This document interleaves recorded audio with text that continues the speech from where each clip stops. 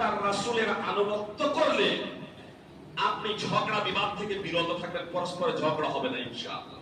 আল্লাহ এবং তার রাসূলের আনুগত্য করলে আল্লাহ বলছেন ওয়ালা ইয়াসালুনা মুখতালিফিনা ইল্লা মা রাহিমা রাব্বুক, সূরা হুদের 118 এবং 119 নম্বর আয়াতের অংশ বিশেষ। মানুষ অব্যাহত ধারায় মতভেদ করতে থাকবে, তবে স্বতন্ত্র তারা যাদের উপরে আল্লাহ দয়া করবেন, যাদের উপরে আল্লাহ রহমত বর্ষণ করবেন, অর্থাৎ মতভেদ থেকে নিরাপদে থাকবে তারা যাদের উপরে আল্লাহর রহমত বর্ষণ হবে। এবার কার উপরে আল্লাহর রহমত বর্ষণ হবে?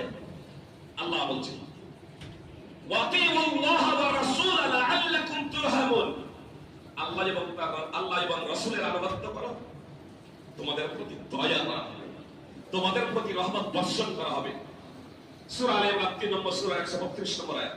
তো আল্লাহ এবং তার রাসূলের আনুগত্য করলে রহমত বর্ষণ হবে, পরস্পরে ঝগড়া বিবাদ থেকে তা বেঁচে যাবে। আর শুধু ভারতে না, পাকিস্তান বাংলাদেশ আপসে ঝগড়া বিবাদ, বাংলাদেশ মুসলমানের লড়াই, আর আফগানিস্তান পাকিস্তান আর বাংলাদেশকে দেখতে যাবে না, আমাদের দেশে, আমাদের জেলায়, আমাদের গ্রামেই তো স্বামী স্ত্রীতে ঝগড়া, প্রেমিক প্রেমিকাকে ঝগড়া, প্রেম করে বিয়ে করছে সবই ধরা, তারপর নিজের জীবন বিসর্জন দেওয়ার জন্য একদিন খুব লাভ হচ্ছিল, দাম্পত্য জীবন শুরু হলো, কখনো বিবাহ বন্ধনে আবদ্ধ হয়নি, তার আগে একে অপরকে হত্যা, বিবাহ বন্ধনে আবদ্ধ হওয়ার পরে একে অপরকে হত্যা, স্বামী স্ত্রী একে অপরকে হত্যা, পিতা পুত্রে, মাতা কন্যা, যাই মানুষের শাশুড়ি মেয়ে, এ তো অব্যাহত ধারাই সমস্যার সমস্যা। এই সমস্যা কেন? আপনাকে আগে রোগটা নির্ণয় করতে হবে। বিভিন্ন জনকে যদি জিজ্ঞেস করা হয় তাহলে বিভিন্ন জন বিভিন্ন কথা বলবে, নানা জনে নানা কথা বলবে। এজন্য আমি একটা কথা সাধারণভাবে বলি যে আমার ফার্মেসি আছে, এমবিবিএস একজন এমডি ডক্টর রোগীরা যখন ডাক্তারের কাছে যান,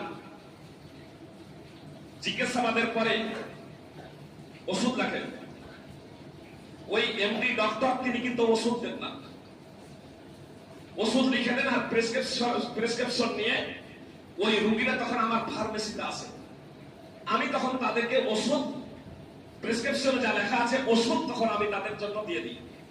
আমার ফ্যামিলির রোগ হয়েছে, আমি যদি ভাবি যে ডাক্তার মশাই তো নিজে ওষুধ দেন না, প্রেসক্রিপশন লিখে তো আবার আমার কাছেই পাঠান, আমার কাছেই সব ওষুধ, তো আমি